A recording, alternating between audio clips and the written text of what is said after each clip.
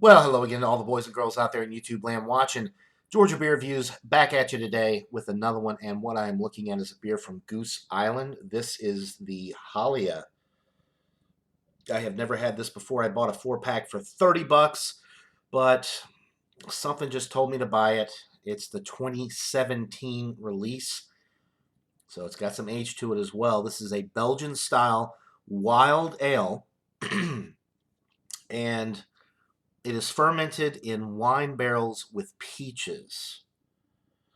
It says on the label, develops in the bottle for over 5 years, contains live yeast, a sediment may form. It also contains wheat. This was bottled on January 14th, 2017, so got some good age to it. Here we are in May, the end of May of 2020, so been quite a while since this bad boy was put in the bottle. Clocks in at 7.7% alcohol by volume. The fact that it has live yeast and it's been sitting in the bottle for so long, it could have actually increased the ABV slightly. I love wild ales and sours, and so this is going to be a very sour beer, funky beer, which is right up my alley. The fact that it's also aged in wine barrels, I believe it's Cabernet barrels. They may have changed it up, but the 2014 version was Cabernet barrels. It just says on the label wine barrels with peaches, so it's also fermented with peaches. Let's just go ahead and get into it. I'm very excited about this one.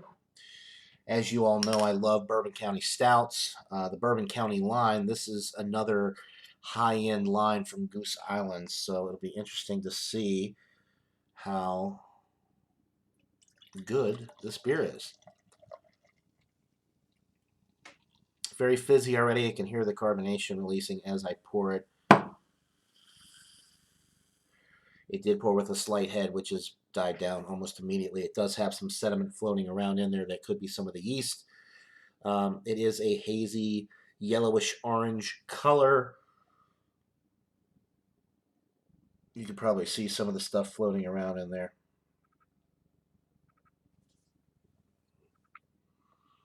All right, the aroma, very sour. Getting some of the barrel notes on the aroma.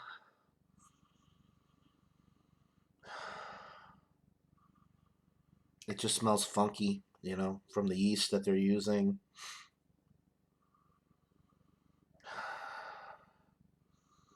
If you've ever had the Victory Sour Monkey, it actually smells a lot like that on the aroma.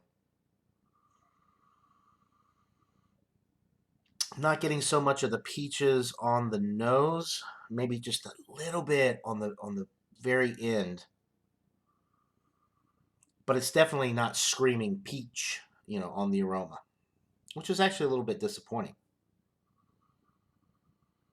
But it does smell very good, a little bit malty as well. Some, you know, sourdough bread maybe would be a good way to describe the malt character on the aroma. It smells really good. It doesn't smell like a 7.7% alcohol beer either, which is nice. All right, really, that's about it going on with the aroma. So without further ado, let's get into this brew. Cheers, guys.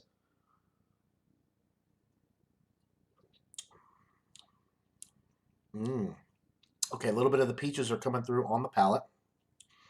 It's definitely sour, but it's not so much of a sour punch as I thought it might be. It's a balanced sour. The sourness is kind of there from the initial sip all the way through the finish, but it's not like an initial sour punch that you get with a lot of sours and then it just kind of mellows out. It's sour throughout the entire sip and on the finish. In addition to the sourness, it's got a little bit of sweetness, probably coming from the peaches that are fermented with this beer. It's nice and malty, got some nice bread notes in the middle of the sip. There's absolutely no bitterness with this one. The barrel aging is coming through. It does have a little bit of an oaky quality to it. Good Lord. My notifications are going crazy over there. Really, really nice. It's oaky, it's tart, it's peachy, it's bready, it's Fizzy. It does have some good carbonation, even though the head has died down and there's really no head left behind. It does have a pretty good bite to it, or good carbonation, effervescence with this beer, almost champagne-like in a sense. The fact that this is a 2017 release and it's just this dang good is really impressive as well. I think age is a friend to this type of beer. And as it says on the label, it ages for or develops for up to 5 years in the bottle. Mm. Yeah, this is a winner. It's not absolutely mind blowing, and it's probably not worth $30 for a 4 pack.